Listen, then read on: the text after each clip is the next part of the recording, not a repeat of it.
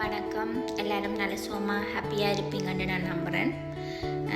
இப்போ ஒரு வீடியோ ஒன்று போய் கொண்டிருக்கிறது, அது இந்த பெண் குயினை பற்றி. அது ஒவ்வொருத்தர் ஒவ்வொரு விதமாக அதை பற்றி கதைக்கிறாங்க. என்ன மனசில் எனக்கு என்ன தோணிச்சுன்றதை நான் உங்களோட ஷேர் பண்ண விரும்புகிறேன். என்னென்னு சொன்னால், எவ்வளோ விஷயங்கள் நாங்கள் இந்த உலகத்தில் நடந்து கொண்டிருக்குது. தனிமையை தேடி போய் தனிமையாக இருந்து எவ்வளவோ காரியங்கள் பேடாக தான் நடந்திருக்கு என்னை பொறுத்த வரைக்கும்.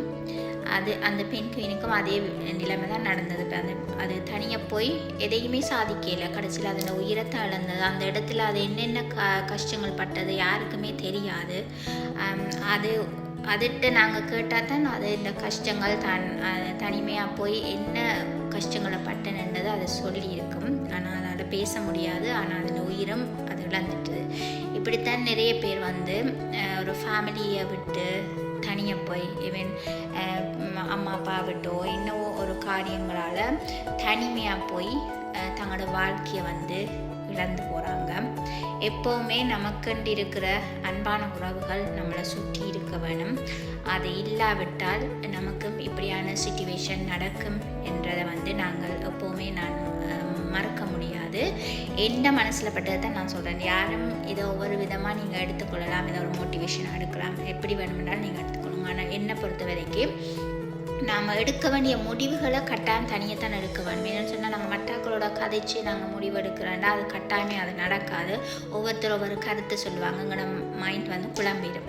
நம்மளோட முடிவுகள் எடுக்கும்போது நம்ம தனியாக தான் எடுக்க வேணும். ஆனால் அந்த முடிவுகளை எடுத்து நம்ம அந்த விஷயத்தில் நாங்கள் ஒரு நல்ல நிலைமைக்கு வந்துட்டோம், சக்ஸஸ் ஆகிட்டோன்னு சொன்னால் அதை நாங்கள் ஷேர் பண்ணலாம்.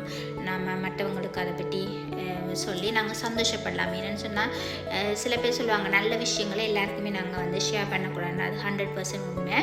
அது நம்மளை நல்லா வாழக்கூடாதுன்னு நினைக்கிறாங்களுக்கு நம்ம சொல்லக்கூடாது. ஆனால் எங்களை நல்லா இருக்கணும், இவங்க நல்லா இருக்கணும்னு நினைக்கிற உள்ளங்கள் உங்களுக்கு யாருன்னா அவங்களுக்கு நீங்கள் உங்களோட விஷயங்களை நீங்கள் பகிர்ந்து கொள்ளலாம். ஆனால் இப்படி அவசரப்பட்டு அந்த டிப்ரெஷனில் தான் அது போயிருக்குமென்று நான் நினைக்கிறேன். அதுக்குமே ஏதோ ஒரு கஷ்டங்கள் இருந்திருக்கலாம். அது பறவை என்றபடியாக மற்ற பறவைகளால் அதை காப்பாற்ற முடியல. இதே மனுஷர்களாக இருந்தால் கட்டாயம் நாங்கள் ஒருத்தரை தனிமையில் போகிறாங்கன்னு சொன்னால் நாங்கள் விட மாட்டோம். அவங்களுக்கான காரியங்கள் நாங்கள் செய்து அவங்கள பாதுகாக்கணும். இதுதான் என்னோட கருத்து.